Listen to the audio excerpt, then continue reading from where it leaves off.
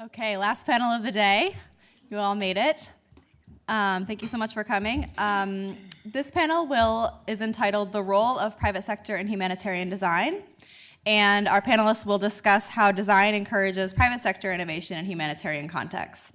Our moderator is not Brian Kelly, who is on the agenda, but it is another leader in the IOM, in the International Organization for Migration, Ms. Jennifer Pro, and she's going to do a fabulous job in replace of Brian. The speakers on the panel include, at the very far end, Michael DelGaudio. He is the product design lead at Google. Next to him, we have Sarah Kay, who is the vice president of corporate giving at Prudential. To Jennifer's right, we have Ava Volandes, who's the managing director of corporate partnerships at UNICEF USA. And then at the end of the table, we have Keenan Cummings, who's the product team leader for the Human Project at Airbnb. So we think I'm sure this will be very innovative and inspiring, and I hope you enjoy the last panel discussion. Thank you so much, Angela. Thanks to everybody for organizing and for showing up today. Like I said, my name's Jennifer Pro. I'm coming straight from Mogadishu here to join this group. I'm really excited to be able to moderate this panel. My colleague who was supposed to be here is actually stuck in Guantanamo right now. So he is having fun, I'm sure, and we'll be leaving there shortly. Yesterday, I was able to attend a session at the UN that was a bit similar about public-private partnerships. And I talked to a colleague named John Klug from the Refugee Investment Network. And he said, he's coming from a private sector background, that we're moving beyond the narrative of profiting from populations, profiting off of populations to profiting with them. And so I wanted to open up our panel with that thought and that idea today. And so first off, our first speaker is Keenan Cummings. We're very lucky to have you here. Thanks. Awesome. Okay, I'm assuming, I don't know where the presentation is.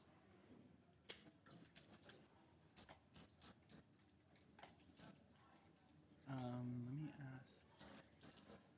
Oh, I just assumed it would be up here. Am I supposed to, where did Angela go?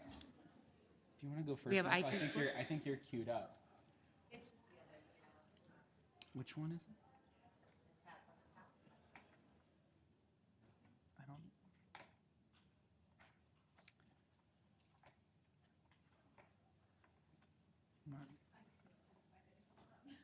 Sorry about that. I mean, Michael's is all queued up and it's ready to go.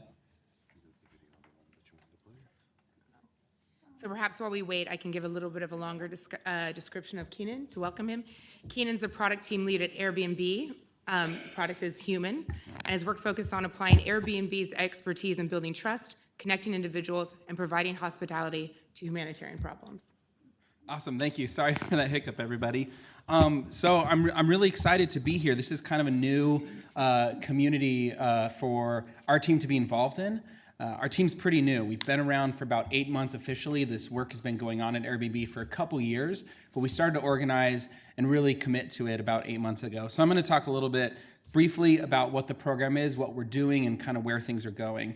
But first off, I'd like to say skepticism is welcome. I think out of every talk that's being given today, at every discussion, this one gets into some thorny areas when we start to mix profit and humanitarian work. So this is something that I think is an important part of our work. It's an important part of my work. One of the things I like to use as a litmus test for our effectiveness as a team is would our salaries be better spent as a donation to one of the awesome organizations that's already doing this work well around the world. So skepticism, it's welcome. Bring on the questions, bring on the skepticism. Airbnb Open Homes, if you want to learn more and follow the work that we're doing, you can do it there.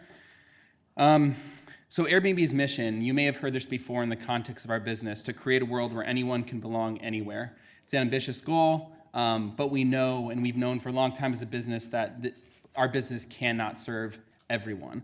But we want to be able to serve as many people as we can. So as a business, we've had opportunities to profess our values and stand up for things that we believe in. We did a Super Bowl ad last year to promote acceptance for people around the world. And off of the tail of that, it got a lot of attention. We made a donation to the IRC to help the work that they were doing. We also, aware of some of the discrimination that was happening on our platform, released a statement against discrimination and asked our entire host and guest community to sign a pledge to not discriminate on the platform. The encouraging thing was 98.9%, almost 100% of people on the platform took that pledge. How pure those intentions are, you always have to ask, but it was a good sign that we're building a community that is inclined to receive these kind of things well. Another project which I think starts to get into the area where we can see communities that could be served, but there's limits of what our business can do. So we teamed up with SEWA, Self-Employed Women's Association, to train women to become hosts on Airbnb, and then we don't take our typical cut of their earnings like we do on the for-profit side of the business. 100% of their earnings from hosting goes to them. It was a really cool program. There's 21 hosts that are continuing to do this today through that program, but very limited in its reach and scope just because of the resources and the priorities of the business. So it becomes clear when you get into some of these examples that there are limits to what a business can do if we don't set up an organization and have separate goals and separate funding for work like this. So we organized Human. It's very much in the formative stages. I'd ask you guys not to take photos and tweet anything. Just because we're figuring this out right now. So what's our mission is to create tools for exponential generosity. The idea here is that we want the team to be aware of the role that it plays alongside and in partnership with the communities we serve and the organizations that are serving them around the world. We're not the humanitarians, we're not the caseworkers, we're not the people on the ground. And we know that, we're aware of that, but we can create tools to amplify their efforts. So we work very closely with them and develop tools and have a platform that they can use to have more impact. How do we do this? We have some principles. I'll go through these as quickly as I can. So one, extend our expertise. We look for opportunities. What are things and problems we've solved, products we've created, solutions we've come up with in the business, and can we apply it to groups that aren't being served by those services? Building inclusively. Jennifer just said, this idea of not for, but with. We want to build with the communities that we serve, work with them, and make sure that they're represented in the work. Designing for scale. The magic of Airbnb is not that we've built 4 million hotels around the world, but that we've found 4 million people who are willing to host one individual at a time. So that's our approach to scale. It's not how do we solve problems in units of 1,000, 10,000, 100,000 at a time, but how do we solve problems at scale, but in units of one at a time. And then creating acceptance. This is something that for us is a differentiator, we believe. We've built a long history. We have a long history, and we built a strong team, research and data-driven team to understand the mechanisms of trust. And we believe that trust can be designed for. I think right now we're seeing how poor design decisions can create mistrust. We believe that if you're thoughtful enough and you address it really really intentionally, you can create conditions for trust. So our work is kind of divided into these pillars. Shelter's our biggest pillar. It's very basic. It's taking what we've done with accommodations and applying it to people who don't have access to that, who are in temporary need of accommodations because of displacement. Livelihoods, this is more reflective of what we've done with Airbnb experiences more recently. So can we give people the opportunity to take skills that they have, local knowledge, et cetera, and turn those into a source of income? And I'll show you a project related to that. Community revitalization, can we bring more economic opportunity and connect communities? And then philanthropy, what are different ways that Airbnb could connect the 4 million, I think it's 4 million hosts and nearly 300 million guests to opportunities for giving. So example projects. In the livelihoods, Amman Experiences. So we set up a marketplace in Amman, Jordan, where we trained about 25 to 30 hosts, mostly women in Jordan, many of them former refugees themselves. And their hosting experiences on the platform, again, all of their earnings go to them. We don't take our typical cut from the business side. And this is just a very early pilot project, but we think we can continue to scale this. The Yoshino Cedar House, This was a house designed in collaboration with an architect and got a lot of attention as an architectural project, but what it really was a community project. So this home is owned and operated by a community of nearly 40 hosts, and the income that they make from that listing goes directly to the hosts, and a portion of it is organized collectively, and the hosts decide how to invest that back into their community. And then our biggest project, open homes. So to go through this quickly, in 2012, after Hurricane Sandy, a host reached out to us and said, I would like to help people who have been displaced because of the hurricane, but I can't list my listing for free. We had a restriction to create bad listings, or to prevent bad listings on the site that you couldn't put a listing on for under $5 or something like that. So we removed that restriction. We got some engineers together, hacked for 24 hours, and made that work so hosts were able to open their homes. And we had a special landing page for this so people can find these homes for people displaced by Hurricane Sandy. And I think this reflects a lot of Airbnb's secret source of innovation. It's our hosts. It's our hosts who come up with new ideas and new ways to look at hospitality and now humanity. So we took that and we said, hey, what if we can scale that out? This is Joe said, inspired by our host generosity, we create a tool to allow more hosts to help more people in need. They open their homes, their doors, their hearts to those seeking refuge, safety, and belonging.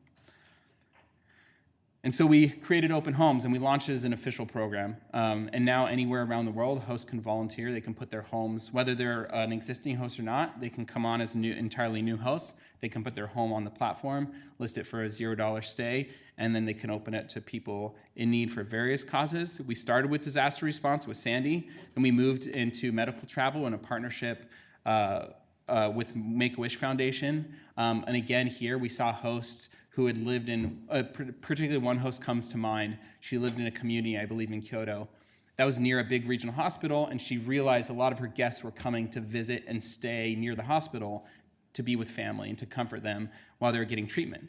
And she didn't feel right taking their money, so she decided to reimburse their stays. And again, this kind of sparked an idea for medical travel as a cause we could support. And then last year we moved into refugee relief. Some of the activations that have happened recently and over the years, but as you can see, we've been all over the globe, and these continue to happen. And then some of the partners we work with. Again, we can't do the work. We are enablers. We believe that we can magnify the efforts of some of these organizations with the tools and the community that we can give them access to. However, we can't do the work without them.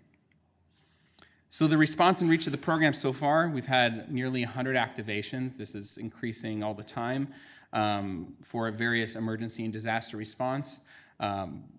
We've had 8,000 hosts who've listed their homes and volunteered to open their space, and we've had 11,000 people hosted. And then we made a commitment that in 5 years, we would provide 100,000 people with homes.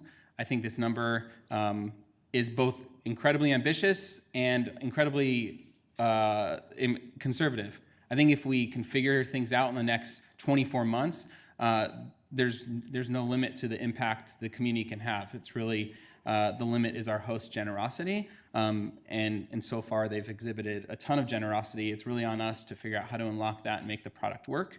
But we're not even close yet. We're just learning and just getting started. I'm going to leave this. I'm going to slide right through this. You can go to the site. This is all there, but it talks about how the program works. Just some basic ideas about hosts listing their space, getting connected to the guests, welcoming them, etc. But this is the important piece, is what we've seen again and again, is that what makes the difference is somebody in a time of need, in a time of crisis, having not just a place to stay, but a person to welcome them, to make them feel welcomed and cared for. That's what really makes the difference. So you imagine, this is kind of an anecdotal story, but there is a guest, a refugee family who relocated to Denver, and they stayed with a host. And their stay was only 4 weeks, but it really had a huge impact on his life and his family's life. His brother also went through a similar relocation process to somewhere in the Midwest, but didn't have that welcoming stay. And 4 years on, they were kind of contrasting the two experiences. And this brother's family they'd really struggled. They were living in an apartment complex outside of town. They'd struggled to find work.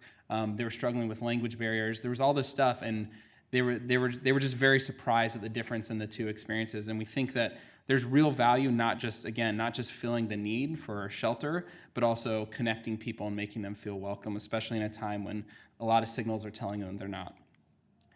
And I think I'll just end on this. I think I just click play and it should go. Oh.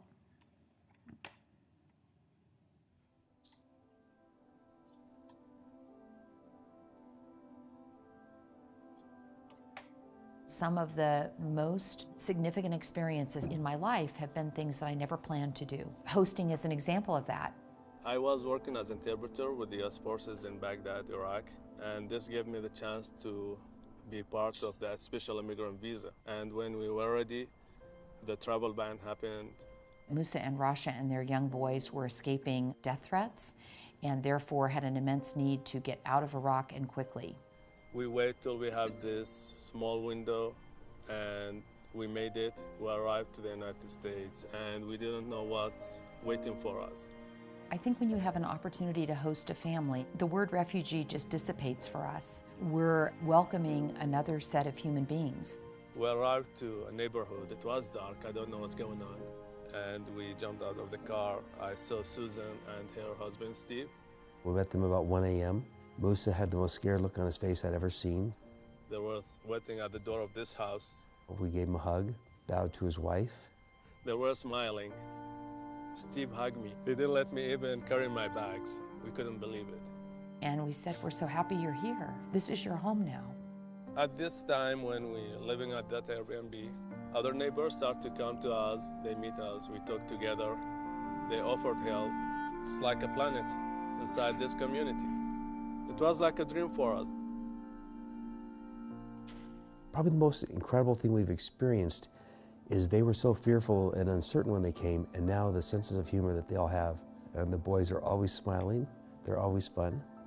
To me, maybe that's the biggest gift we've gotten, is to see that change in behavior over a relatively short period of time. These people start like just a friendship, and now we feel we have a big family here, really. Like, I'm not worried about anything. I have a family. Some of them just like my brothers. The minute you engage with the person that you once perceived as a stranger, you realize that people are just people. And the commonality that we have is far greater than the differences. And that human condition of a natural desire to get to know people is, I think, the greatest opportunity a host has.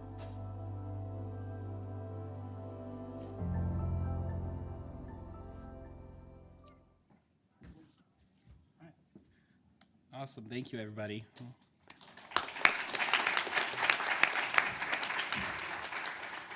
Thank you so much, Keenan, and thanks for the video. I think it was great to share. I think that there's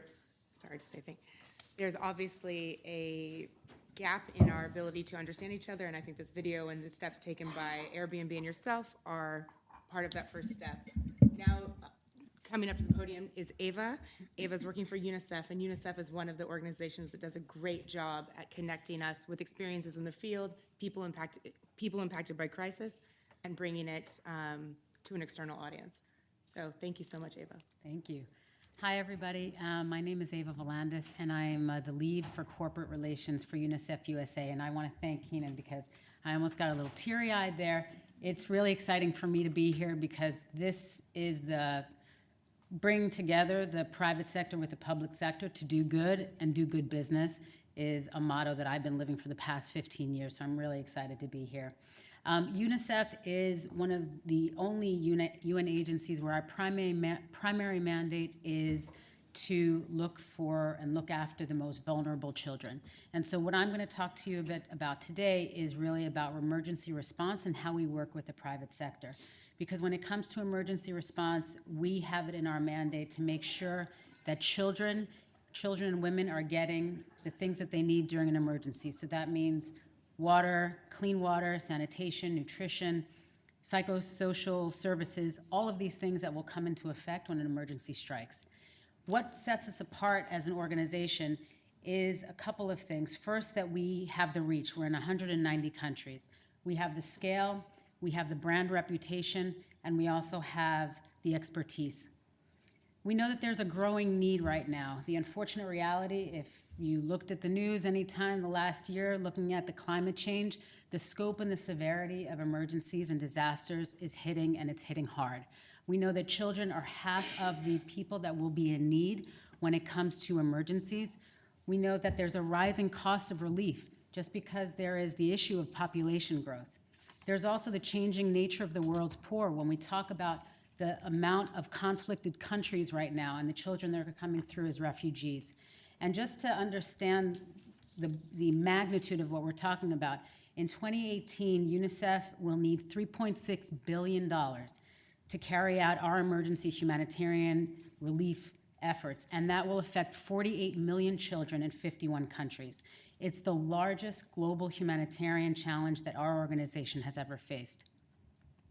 UNICEF is there both before, during, and after, and that's really important to understand because we are about being there before the crisis hits, working with local governments and local populations to figure out where we can mitigate, where we can pre-position our emergency supplies, and where we can make sure that we have communication. When the disaster hits, and I'll take you through all that in a little bit, we're there within the first day, 24, 48, 72 hours, we are there with the necessary supplies that people need, and we are there after. We are about building something that is more sustainable. So really working with local governments, working with the local communities, and making sure that we are leaving the country in a better place than when we left, than we came in. I'm going to take you through this interactive module because it's a way in which we can also talk about the nature of disasters, but also you can see a bit about the innovation and what we're doing in the private sector. So when a disaster strikes, homes, schools, and hospitals are destroyed, and children are in danger. And UNICEF gets to work within minutes. We have if I can get it to work. No, there we go. There we go. It's a little technical difficulties for innovation. Within minutes, we are on the ground. We have a 24/7 information hub based out of New York City that really is there monitoring what is going on a global basis. That means we'll find out what has actually happened, what's happened with the children, where they are, and what they need. We're looking at the extent of the damage and also looking at what UNICEF staff members are safe. So within hours, we're connecting with the national governments. These are governments that we have relationships globally, and so we're talking to them, and we're a trusted partner for them. We're there to respond no matter where the disaster hits. So I'm going to take you through a couple of examples and take you through a couple of our partners also so you can see around the globe, and this is just for this year alone. So in Mexico, September 2017, we had 2 earthquakes hit that destroyed 15,000 schools. UNICEF set up 100,000 temporary learning spaces for children to continue their education. And companies like Prudential and Disney were one of the first responders that came to us. They have a lot of employees that are in Mexico. Facebook turned on their megaphone, and if you don't know what the megaphone is, it's basically they go out to all of their users within 5 days. They went out to all of their users in Mexico, 100% of their base, and raised about $380,000 in critical funds that were needed. Taking a look across the globe and looking at Syria, this is an ongoing issue that is going on. For 7 years, children have been dealing with a brutal civil war. UNICEF was able to give about 500,000 children warm blankets in a brutal, brutal winter season. We worked with companies like Google, who was innovative and ran a flu shot campaign that for every flu shot one of their employees got, we were able to give an entire set of vaccinations to children in need. Going across to Bangladesh, the ongoing situation with the Rohingya. You have 2 million Rohingya refugees that are in need of humanitarian aid, and UNICEF was able to go and prevent a deadly cholera outbreak in refugee camps by giving vaccinations to 900,000. We work with the private sector not only in funds, but also working in the capability, similarly to what Airbnb said, what their product is. So we worked with UPS, one of our partners, to be able to bring their sea, their land, and their transportation so that we could help with the famine relief crisis with the Rohingya. As we move through the next feature, this is one of our most innovative areas that we're looking at. This is, I'll take you through drone technology that our innovation center is doing. And in this scene, you're seeing Nepal earthquake. and it is within the first 24 to 48 hours where we were able to go in with drone technology to survey the damage after the Nepal earthquake, to look at the number and the location of the children in need. Our innovations team also has come up with UReport, and UReport is a real-time messaging platform for community participation.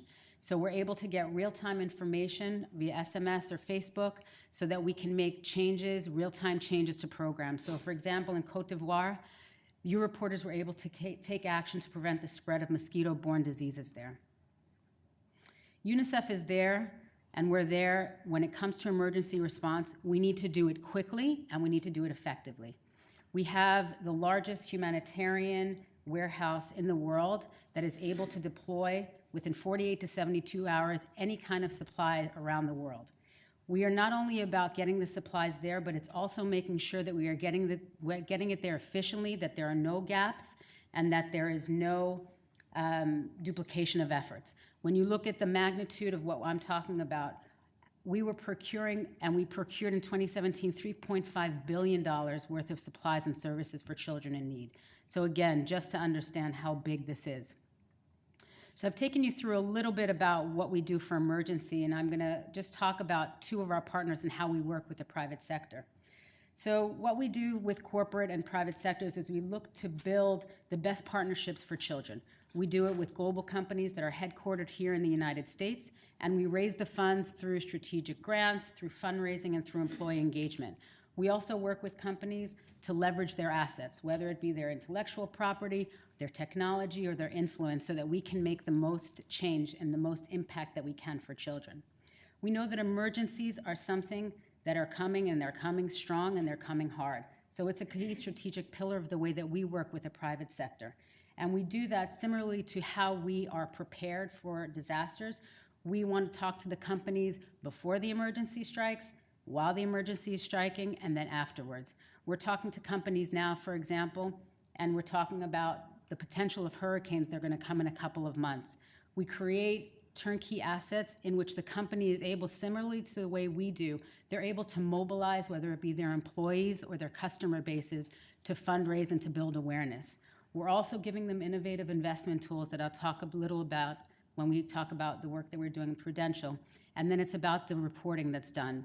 The reporting that a partner like Google is demanding, and they demand it, and we're very happy to give it within the 24 to 48 hour period. And then we're also talking about, again, looking at the 3, 6 months, 1 year when we're still on the ground, and what reporting and what we're doing and what that impact is. So I talk about Google. They are one of our partners. We're happy to work with them. They are, as you know, one of the best when it comes to technology and data. And the beauty of what Google brings to the table with us is that they're able to transform, and they're able to work very quickly. Because of Google's map crisis mapping, they're able to turn on what I like to call all of the Googlers within 24 hours. And it's a pretty phenomenal thing. They're able to mobilize their employees. Within 24 to 48 hours of the hurricanes hitting, they were able to raise $1.2 million, just Google employees, that Google then matched.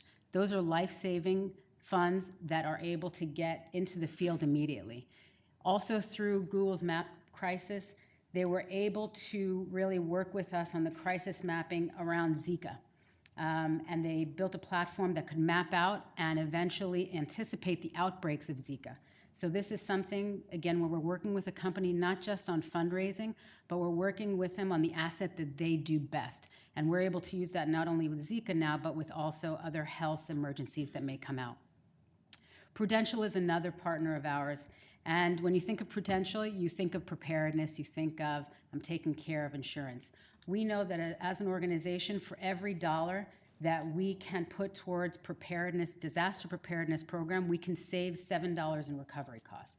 So Prudential is a key partner of ours because they fund disaster risk reduction programs. These are programs that help governments and help individuals on the ground for the preparedness. So for example, in India, we were able to work with local governments and the community to help prepare them for the floods that would eventually come. And that affected 9.8 million people that we were able to get life-saving information and services.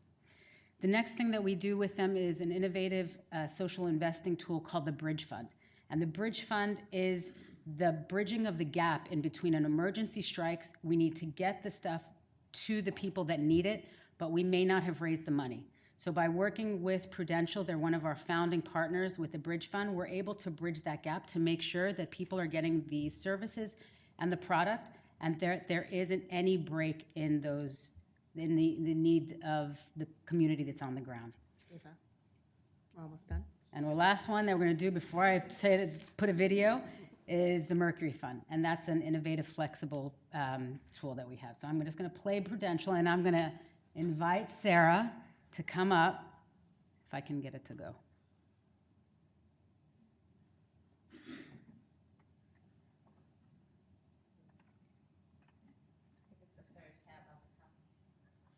Third, This will be a great segue. This would be a into our great next segue if speaker. somebody can come and do this.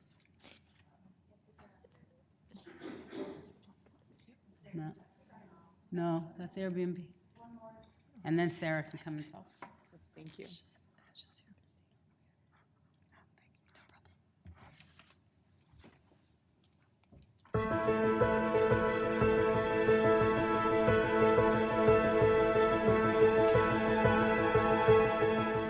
Over the last decade, we have seen some of the largest disasters on record, from tsunamis, floods, cyclones, to famines, earthquakes, and hurricanes.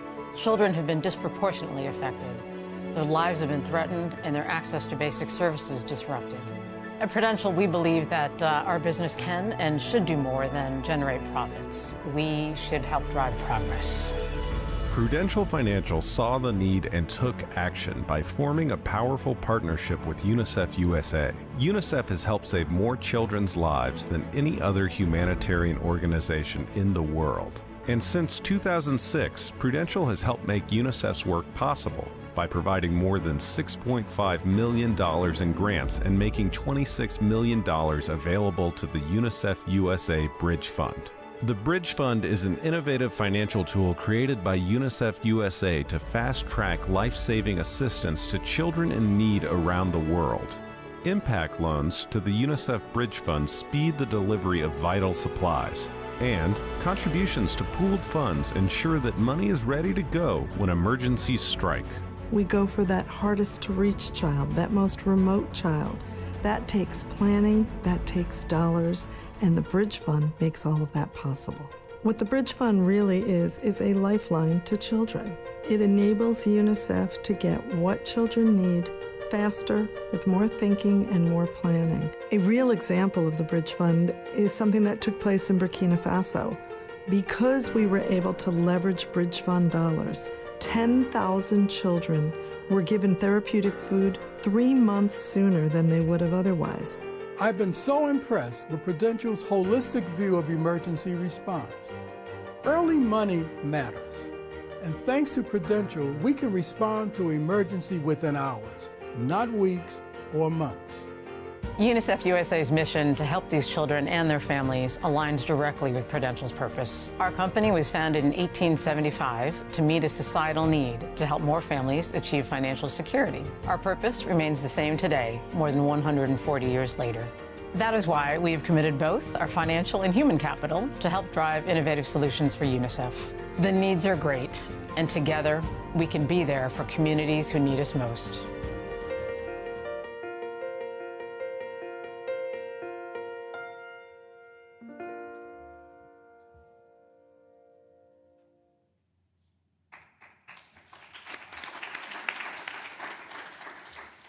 So thank you, Ava, very much for your presentation. We're going to segue directly into Sarah from Prudential. Great, thank you so much. And I am the only one that doesn't have any slides or videos, so I'll be sitting here from this panel.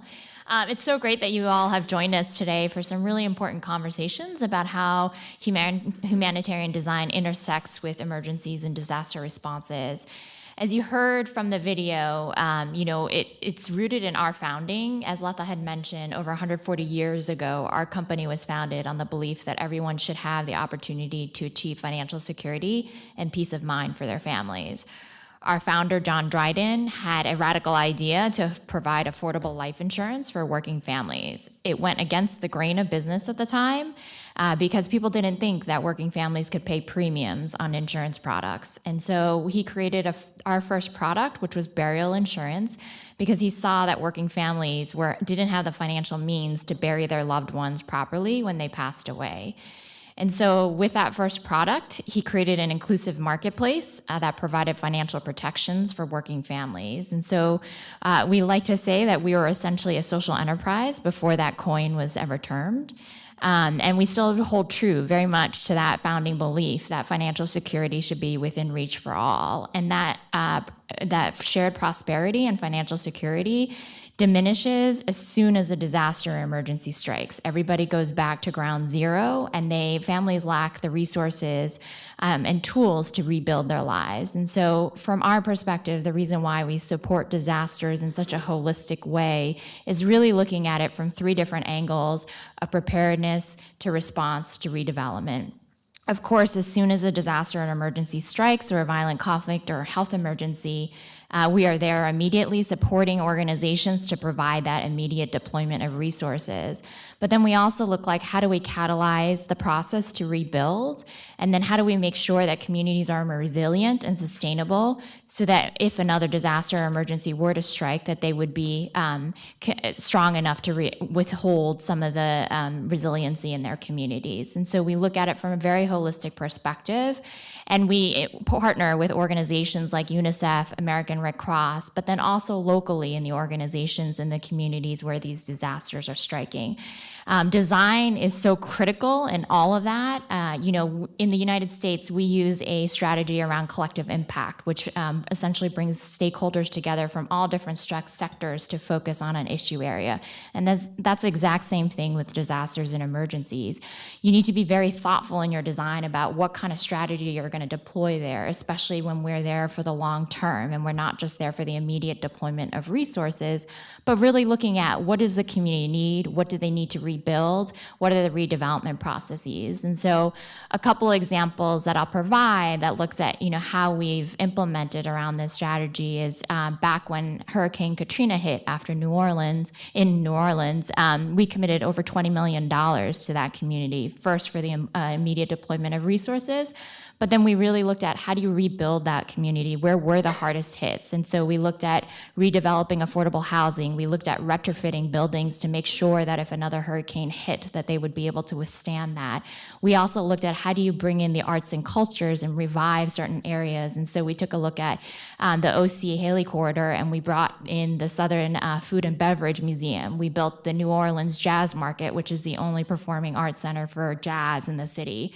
And so we took a look at how do we bring all of these elements together that include so many aspects of design to really make sure that New Orleans is, again, a very thriving and vibrant city.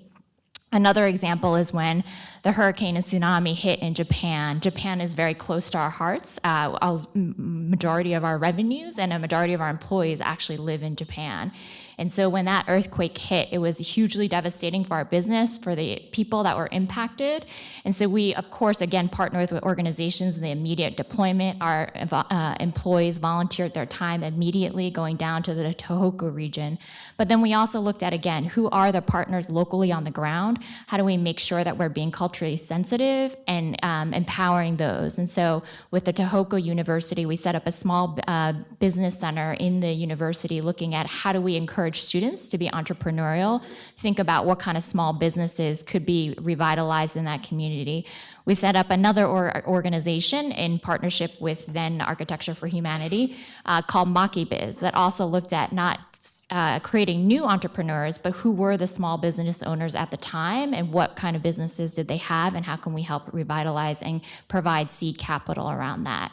And then most recently, as was mentioned in the earthquakes in Mexico, not only did we partner with UNICEF, but we also partnered with another organization called Youth Build International that takes young people and trains them in construction trades. And we already supported their organization down there. And so we said, how can we take these young people who are already being trained in this construction construction trades. We also have a real estate business down there, and we said, how can we partner them up to recreate homes and to catalyze certain community assets and centers that they had? And so design, as you can see, is in every element as we think about the different intervention strategies, but then also in the physical assets of what we have. And as Ava mentioned, we have multiple resources in that. We not only have philanthropic grants and corporate contributions, we also have impact investments. And so we invest in private equity funds, real assets, thinking about what kind of small to medium-sized enterprises are necessary in these communities.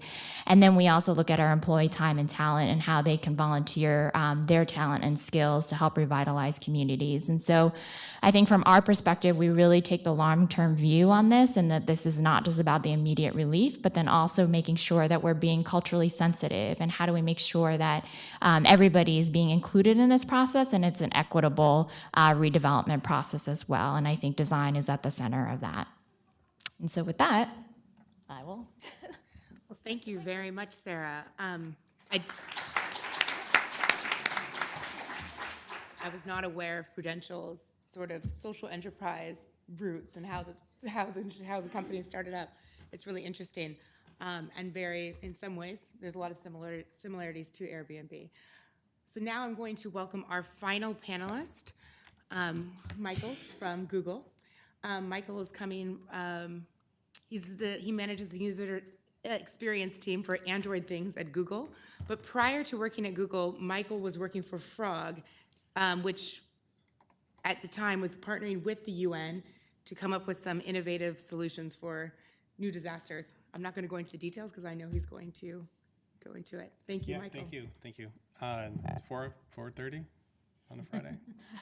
We got this. Last one. Okay. So just a couple of reflections on today. First, thank you for hosting this. Thank you guys for coming. This has been a wonderful event. And I think that one of the things I've been thinking about as I've been hearing about all these great projects and speakers today is that I attend a lot of design conferences. I speak at a lot of design conferences. And I've seen design become more and more specialized. So we have like design conferences that are focused on automotive and healthcare and financial technology. And it would be really great to see this as the seed for design in the humanitarian space, because I think that this is the first of its kind that I know about. And it seems to be a really great group of both diversity and designers and people. And I really commend you guys for pulling this together. So thank you. Some of the things that I think that I was surprised to not have seen today. I think that there's been a tremendous amount of focus on architecture, on built forms, which is great. We absolutely need that. I think that as a design community, we have a lot more to offer potentially. I have had my career focused on software systems, mobile, web. Thinking about Prudential, I actually mentioned that I first gained exposure. My first job out of school was actually at another insurance company, Northwestern Mutual. And it was there that I gained exposure to design research. And one of the threads that you see throughout my career is it was by that exposure to design research and human-centered design that I realized design isn't about creating artifacts. It's really about creating something for people, and those people need to use those things that you create. And so it was just an interesting connection that I thought about earlier today. And so it was mentioned that I got started at Frog. And so for those of you who are not familiar with Frog Design is an innovation design consultancy. And at Frog, I had the pleasure of working with UNOCHA. Frog obviously consults for a number of different organizations and helps them create great products. And one of the things that they focus on is design research, understanding customers, so that they can help organizations build better products to create more meaningful connections to those customers that they serve.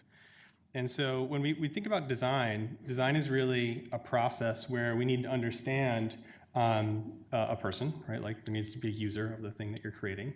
There needs to be a context, and they have to have a goal. So when we think about those three things in the application of whether you're creating a service for a company, a product for a company, or a product for an NGO or a government organization, you can really think about those as the pillars of what you're trying to use to create that end result. And so I think that, you know, humans are kind of finicky people, right? And so when we create things, it's often the expectation that we'll create something and that people will just pick it up and use it, and that's not really the case. Behavioral change is difficult, and so understanding humans and people and users and their behaviors is key to not only behavioral change when you're creating any kind of software, mobile, web product, but also organizations.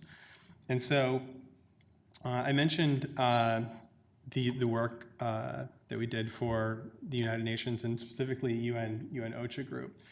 And so, you know, while I was at Frog working for the UN, there's a group at Frog called Design for Impact, and we get to focus. At the time, we got to focus on things like this, and they're still around. They still exist, and I think that Frog is a unique place in terms of carving that out. And there's been other groups like Fjord who are starting to take that on, and Airbnb.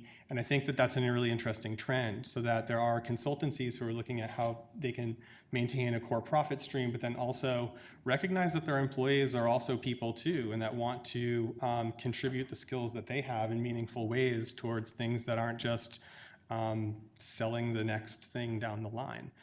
And you know, I feel privileged to have worked on projects like this.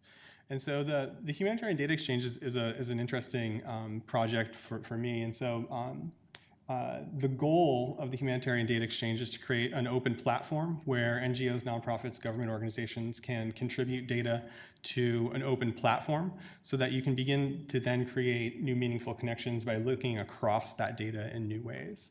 And the team, again, used user-centered design and human-centered design process to visit Nairobi, to visit Colombia, to speak with stakeholders at the United Nations who are responsible ultimately for producing this, to gain insight into what they need, so to get insight into how they think about data collection, data organization, what they see as risks, what they see as potential pitfalls in data collection policy, which at the time there really wasn't any.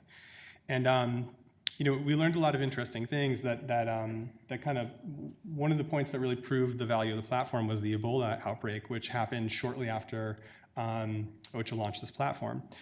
So shortly after we launched, there was an opportunity where the New York Times was looking for a cross-section of data to write an article about Ebola. And you know, if you are a professional in the humanitarian space, which all of you I should say all of you are, but I'm assuming a lot of you are, you know that crises don't maintain strict border rules, right?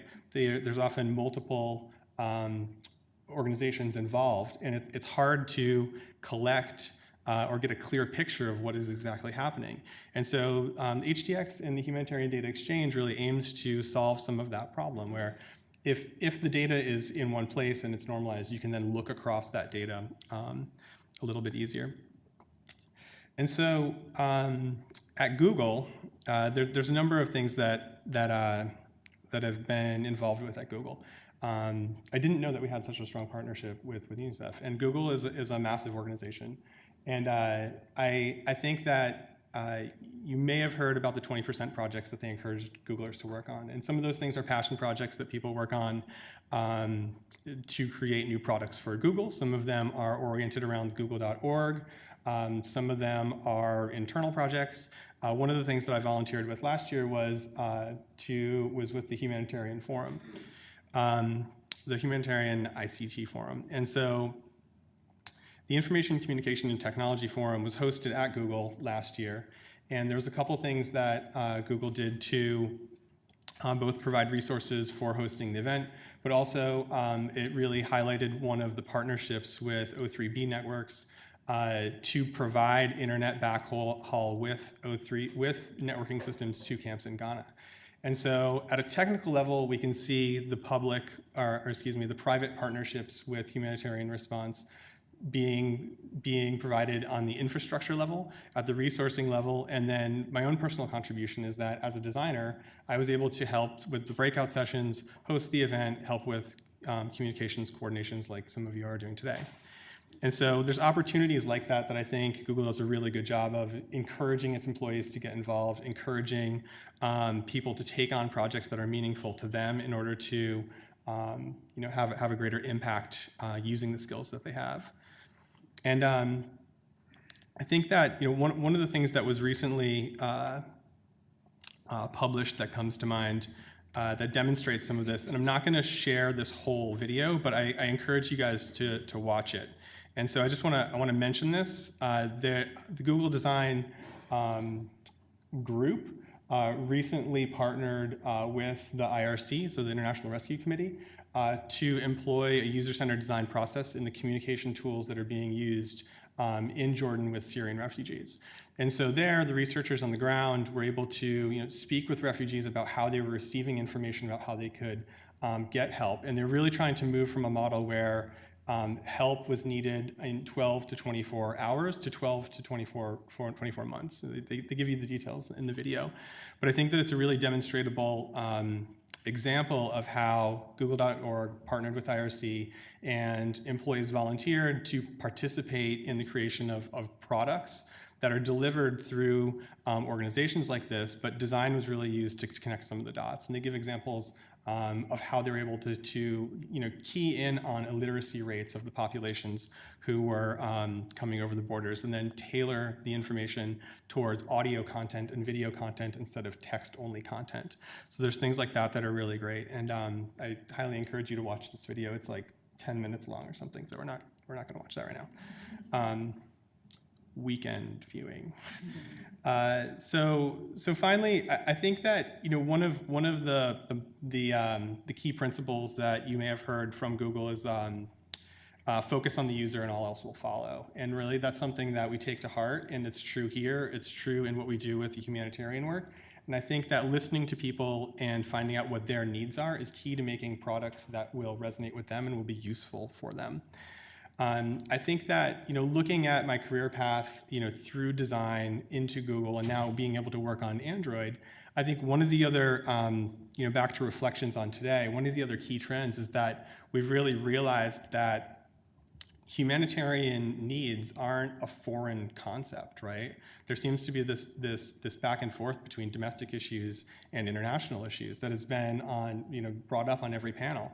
And thinking about Android, we've begun to frame that problem in terms of what it means to design systems for a changing world, right? So not just thinking that we're going to create an operating system for a phone that's going to be delivered to static environments in static markets that everybody is going to use in the same way, but rather if we understand that the world is constantly changing and those issues may be happening domestically more frequently, and we can create things that work in those situations or learn from those situations that have created products like this with the IRC, and then apply that to the systems that we're creating for our ROS and our domestic issues, then we can create better products for everybody. And I think that designers have an imperative to employ a human-centered design process. And I think that if there's one thing that I was going to leave you with today, it's just that.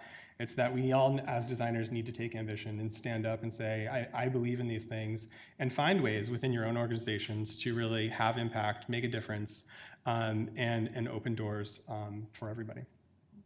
So that's it. Thank you.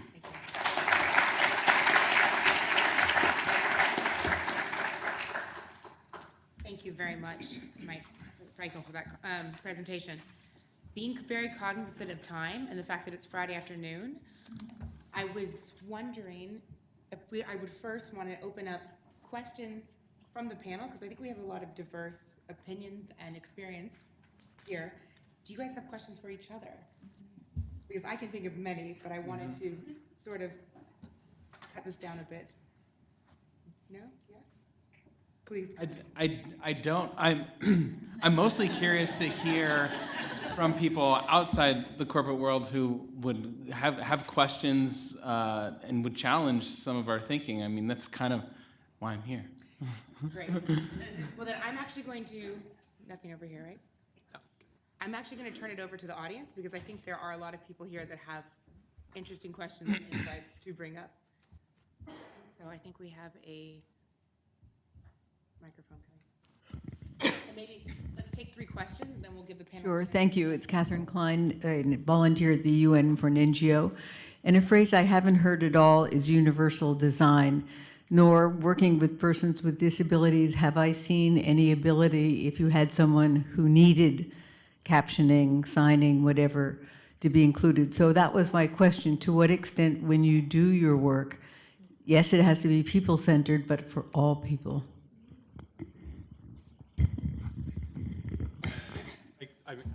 Let's take 3 questions and then we'll come back. I saw another hand back there. Okay, thank you. I'm Majid, and I've come from Pakistan for this event. I just need to ask this question relating to the BNB free facilitation in situations of disaster. We have had these worst situations in different parts of the world where human trafficking and human smuggling has taken place in disasters. So how you're supposed to deal with that situation when people are like displaying their places being available for refugees or IDPs, and then they are being treated, or the possibility of being treated as one. So how are you supposed to do up with that? Wait a minute. Thank you. Is there another question, reflection from the group? We have one up in the front.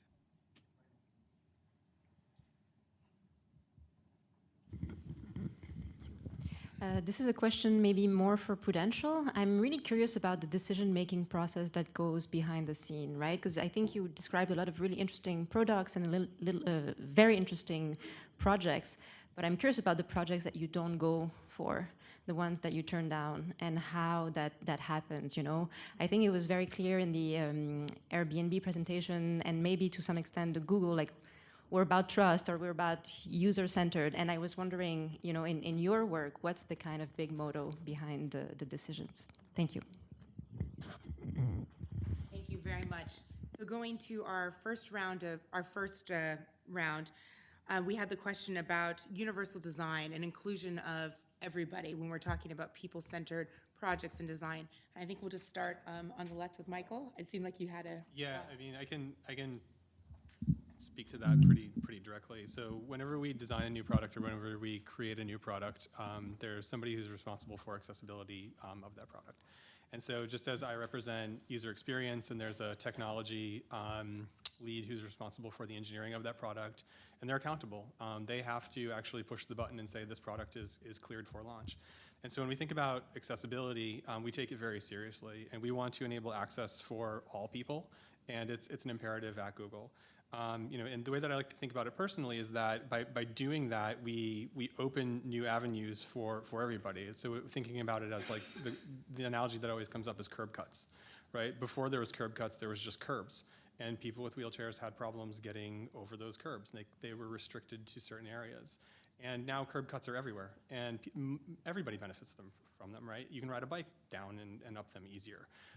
But that was an accessibility feature that's now promoted as part of the public infrastructure. And we take accessibility very seriously, and we do everything in our power to make sure that all of our products are accessible before they go out the door.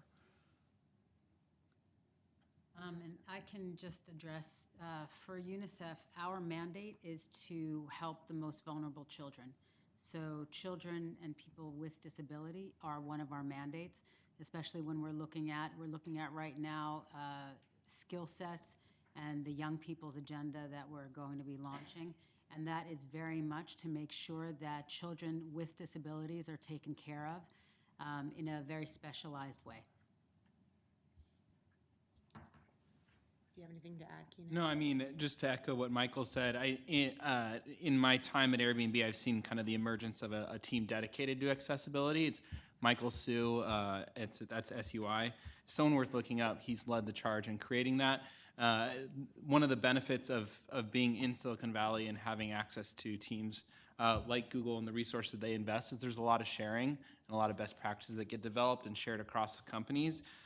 So it's an important part. One of the things that I came across about 6 months ago was the idea of no edge cases, that there's no groups that require special attention and special consideration, but those are just users worthy of consideration. Just as I guess there's no average. There's no there's no average user, there's no kind of mainstream user. Every user's needs need to be considered. So we have that team, and they focus on both accessibility in digital space and in physical space, which is something we have to take into consideration at Airbnb. Thank you, Keenan. I think the next question was also directed to you. Oh, yeah. Yeah, that was a meaty one. No, I mean, it's been something we've dealt with since the founding of Airbnb, is the risk of putting two people into a vulnerable situation, letting someone into your home that you don't know very well. And this is a big part of that idea of designing for trust. So it's never without risks, and it's never a perfect system. But again, the work that we're doing benefits greatly from the work that the core business has put in to vet individuals, do background checks. Hosts and guests are both vetted. They both have to provide significant amounts of identification materials. There's also some new and potential risks that we're dealing with that are new to us in the humanitarian work. So with refugees, a lot of those identification materials, a lot of the vetting happens at the agency level. So that's why we have to team up with agencies and trust that they can do that. And then there's also just some there's the reality of what happens in that situation, even if you do all the vetting. There's conflicts of personality, there's conflicts of expectation, and so our tools don't just provide for that upfront expectation setting and upfront vetting, but also are designed to help facilitate conversation, help resolve conflicts. If you imagine just how many people are staying with people they've never met before and that are potentially very different from them, hundreds of thousands, if not millions every day on Airbnb, everything happens. Everything you can imagine happens. So we've got products and tools and services designed to accommodate all of that.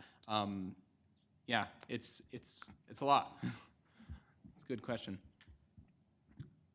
Moving to our third question, which was aimed at Prudential, about how you prioritize your projects and choose where you're going to intervene. Be interested to hear your thoughts.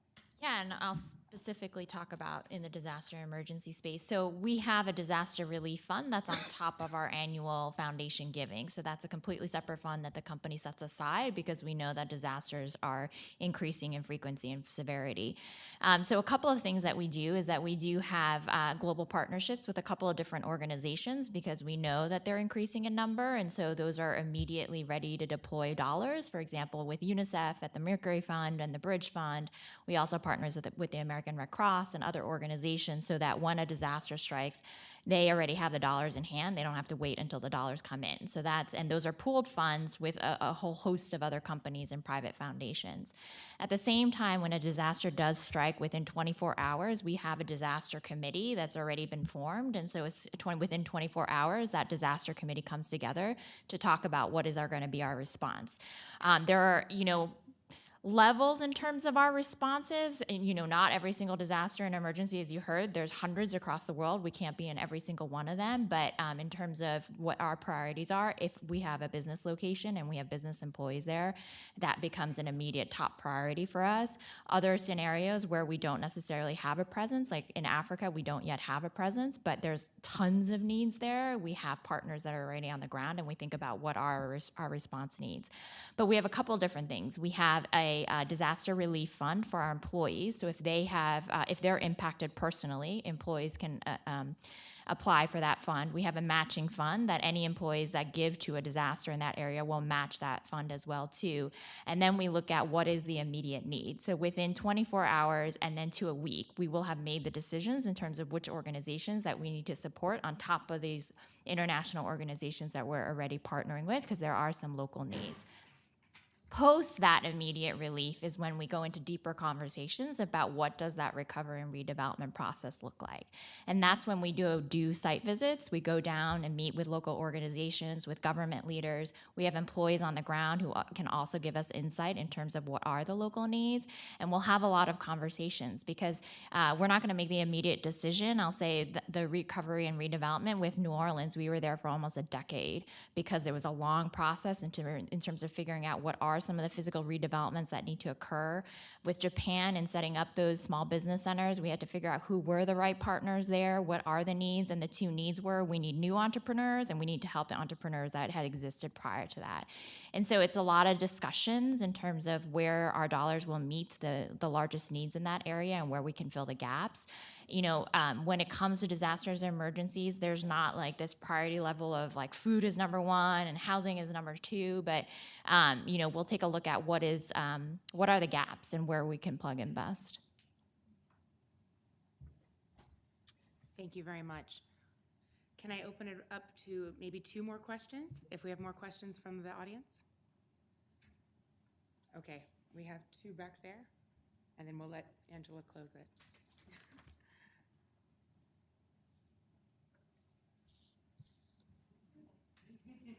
I saw 2. Hi, my name is Lucian Lee from Columbia University. So now that we've heard from Prudential how they choose their programs, my question now is how do you, once you had like the programs in mind, or is there a way, or to what extent do you measure, monitor, and evaluate those programs? So it's not just so that it's not just about dumping money into CSR, and actually about evaluating if that money makes sense to invest in. But this being humanitarian action, is there really a way to measure that? Do you measure that by number of people affected? By number of people getting bed nets? Do they actually use the bed nets? We don't know. Or is that coming from like the NGOs that are being funded, and that's like the reports coming back to you guys? Like, what's the measurement level that you guys do?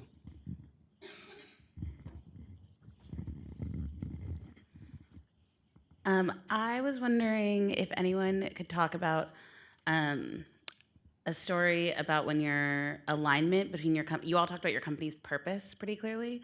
And so I imagine aligning your purpose with a variety of social impact projects can be really challenging. And just would love to hear a story about like when that alignment felt tough and what you did to work through it and how that played out.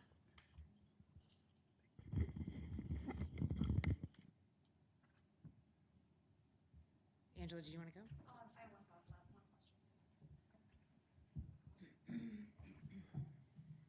Can I ask a question? It's a very quick question.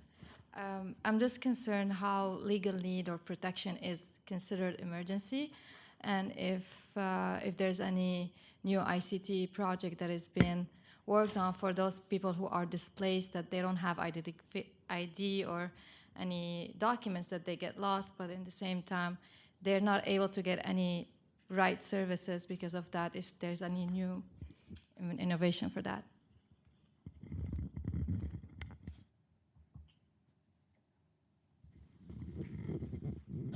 Okay, last question of the day.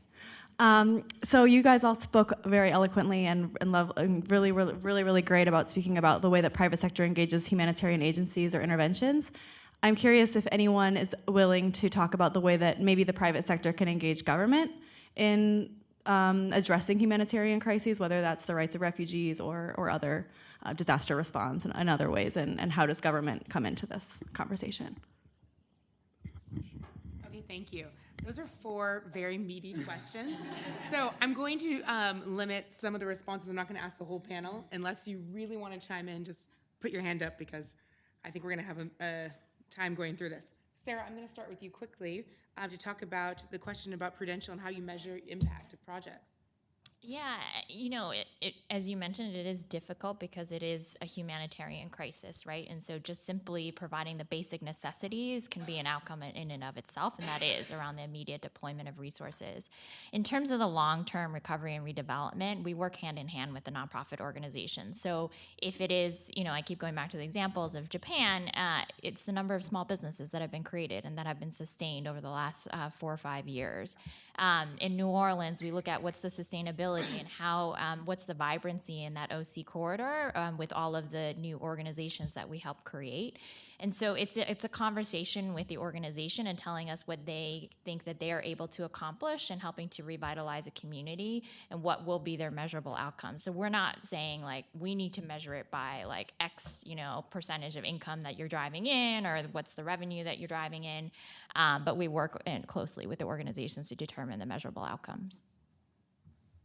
Thank you very much. I think that was very concise.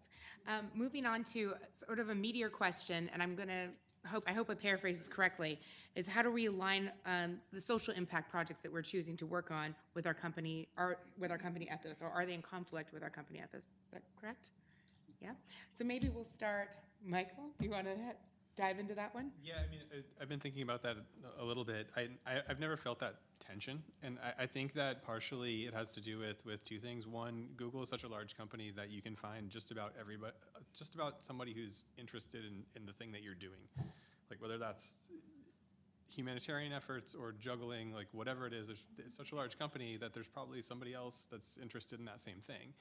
And so when I think about that, and I think also about how Google is a large company, but it's also a very entrepreneurial company as well.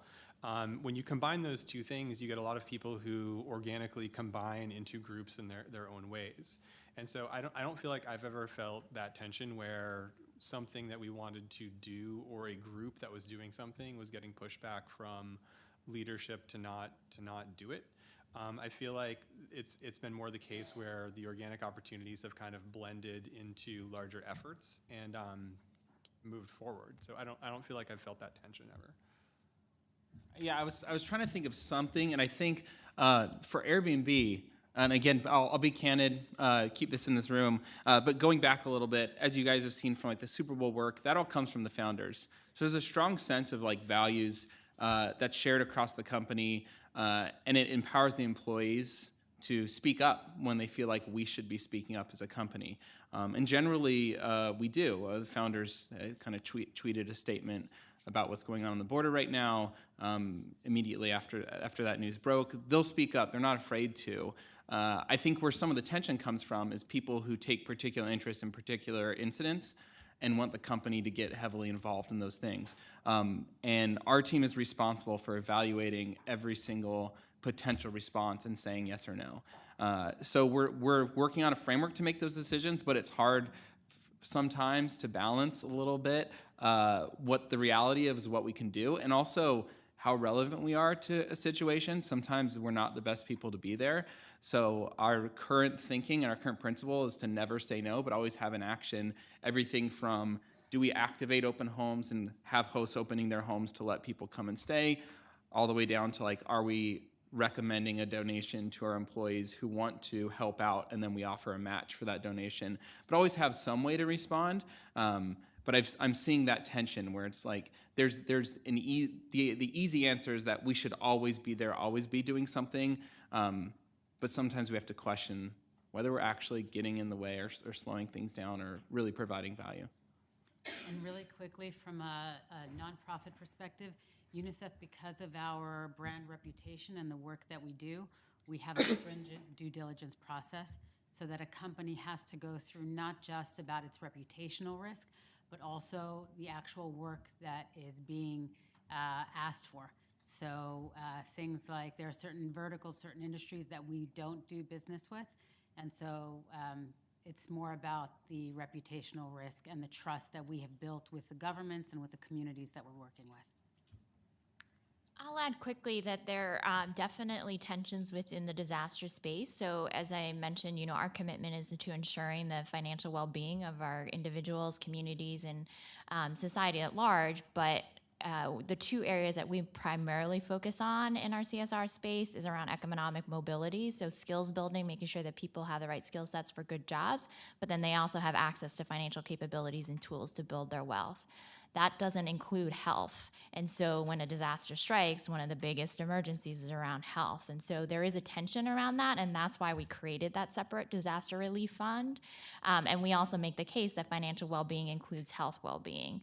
The other tension is around geographic focus. We actually don't have a business presence in New Orleans, so we had to make a business statement, rationale in terms of why we would commit so much to that city.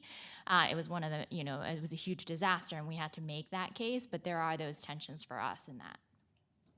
It's really interesting.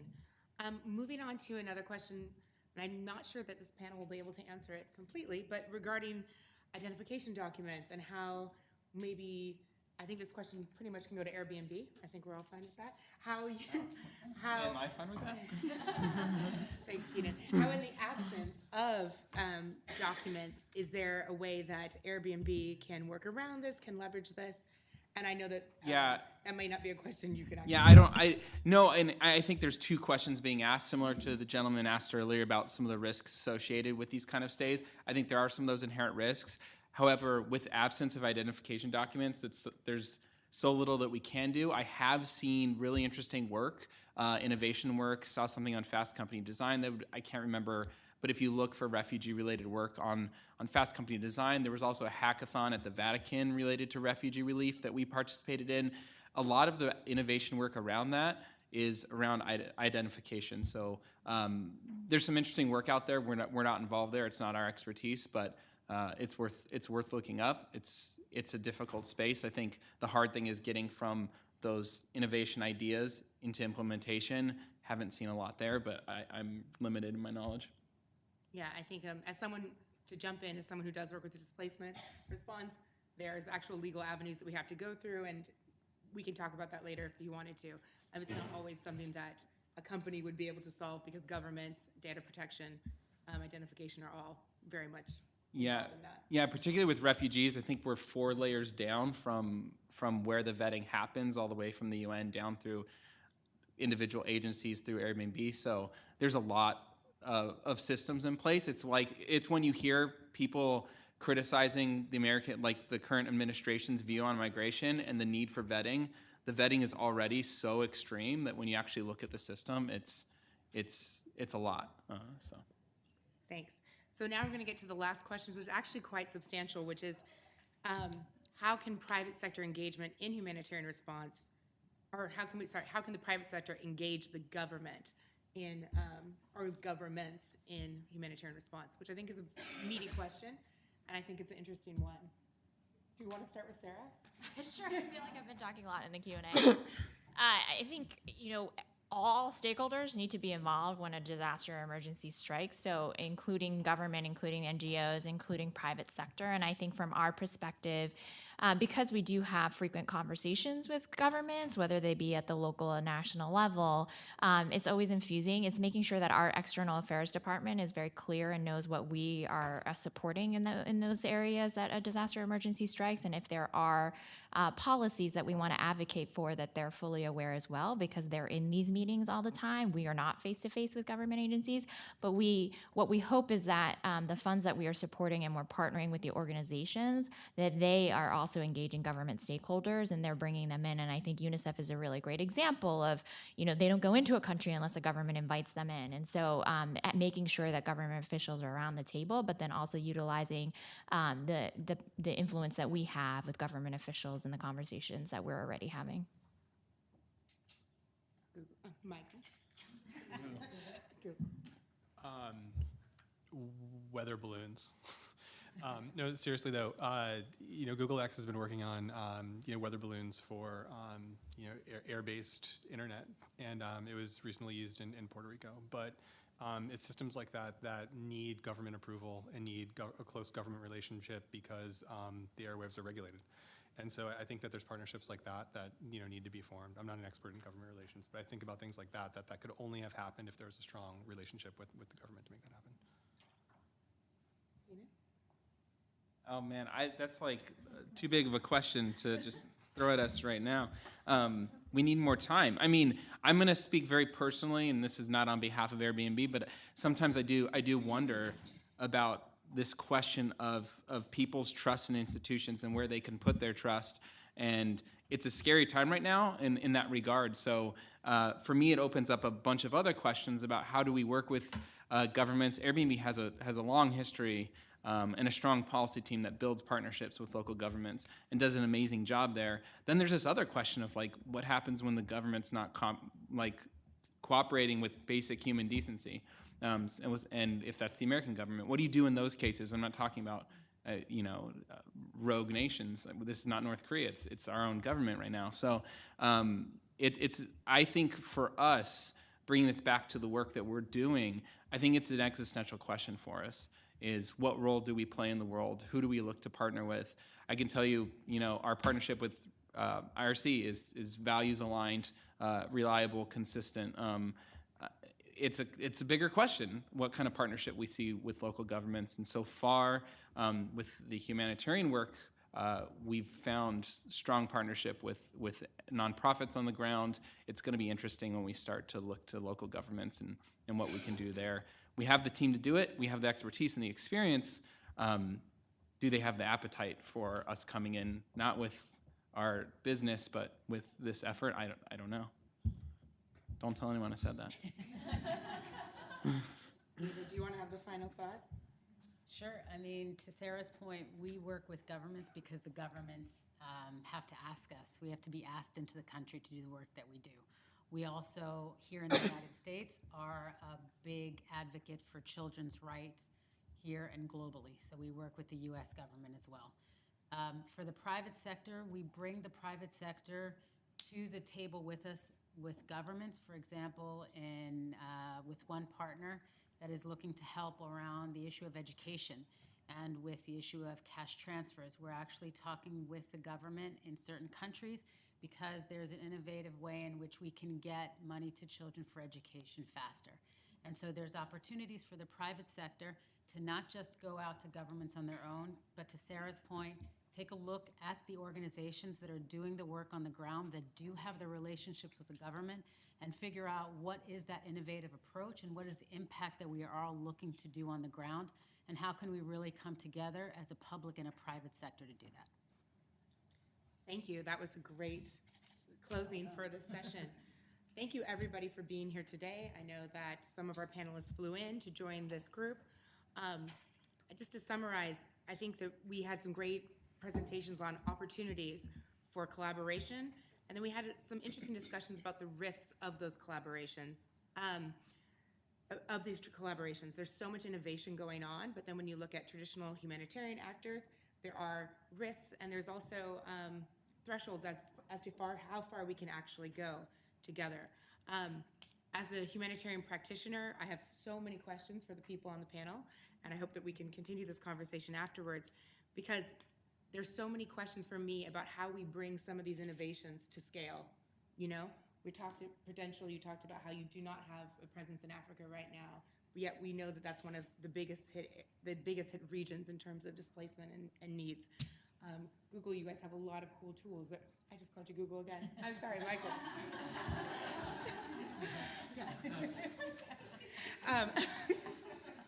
About how you're already working together with humanitarians, and again, how we can bring some of this innovation to markets that are still not served, and how we can integrate more technology into our responses to make them more efficient and appropriate for all of our users. Airbnb, everyone loved the video. Sorry, see, I called you by Airbnb. Keenan, everyone loved the video. It's really interesting. It's great to see so much impact that it's having here at home in the United States, but then how it's also being used abroad. And then UNICEF for all the work. See, calling everybody by their titles. Ava, for all the work you guys do. So thank you again to Alberto and Angela for organizing this and for having us all here. So thank you.